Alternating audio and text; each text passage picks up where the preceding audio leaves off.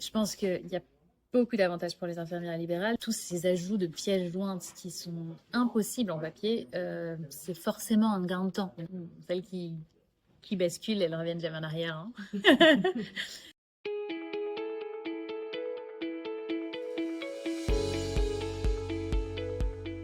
Lila Ayash, je suis infirmière de formation et je travaille dans le laboratoire Biodicet depuis 2020 et 99% ou 90% de mes interlocuteurs sont des infirmières libérales.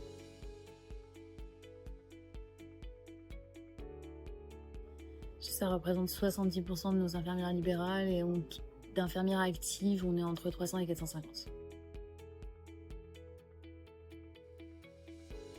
Je pense que le gros avantage du PAD, nous qui sommes un laboratoire de proximité, on a des coursiers qui passent dans les cabinets, notamment les villes un peu excentrées de nos plateaux techniques.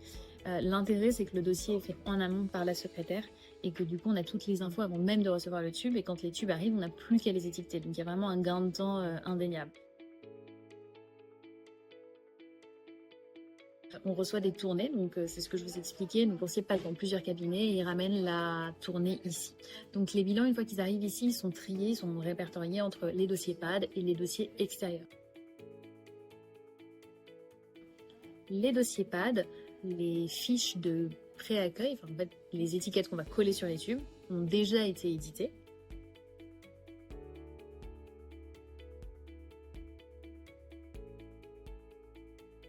Et du coup, la personne qui prend en charge la tournée associe, elle regarde dans sa pochette le nom sur les tubes.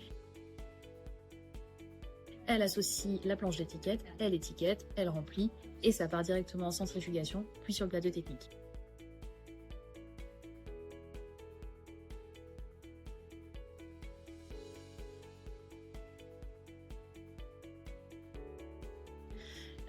À l'inverse, le dossier d'accueil extérieur qui n'est pas un dossier PAD, il faut regarder tous les renseignements, créer le dossier, il n'est pas arrivé directement dans le SIL alors que c'est le cas avec un dossier PAD.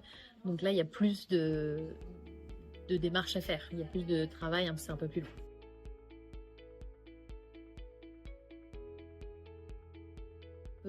Bien communiquer avec l'infirmière, elle peut nous transmettre beaucoup plus de choses qu'en version papier, notamment tout ce qui va être mutuelle, carte de sécu, carte d'identité maintenant, notamment pour l'INS c'est important. Quand il y a un tube égaré ou un tube manquant, on peut s'en rendre compte si c'est un dossier PAD. C'est-à-dire que la secrétaire, elle va voir dans son PAD web qu'on a un dossier qui est arrivé et elle va se dire, ah bah tiens, j'ai pas reçu le tube, j'ai pas imprimé ma planche, c'est bizarre. Et du coup, elle va pouvoir investiguer pour savoir où est le tube manquant. Peut-être qu'il est resté dans un cabinet infirmier, peut-être qu'il est dans une voiture coursier, dans une malle.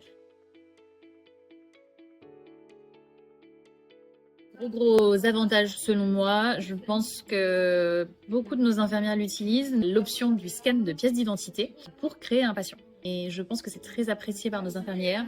Ça permet d'éviter tous les risques liés à l'identitovigilance. En fait, il n'y a pas de je me suis trompée, c'est un K et pas un C. Toute la patientèle est directement dans le téléphone. Ça, c'est un gros plus pour les infirmières remplaçantes qui finalement, dans le libéral, une grosse partie, c'est des remplaçantes. Et elles travaillent sur plusieurs cabinets.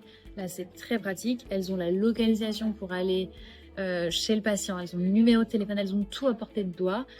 C'est vraiment pratique. Il y a le manuel de prélèvement, donc quel tube pour quel examen, qui est aussi inclus dans le PAD. Il y a tout ce qui est gestion des ordonnances renouvelables, qui est facilité par le PAD, notamment sur le nombre de fois qu'une ordonnance est renouvelable. Tout le monde a accès à l'ordonnance, on n'est pas en train de la chercher partout chez le patient qui l'a perdue, puisque le labo, oui, on l'a renvoyé, mais c'était quel jour, je sais plus, avec mes résultats. Là, au moins, elle l'a dans son téléphone, donc c'est vrai que c'est très pratique. Celles qui basculent, elles reviennent jamais en arrière, hein.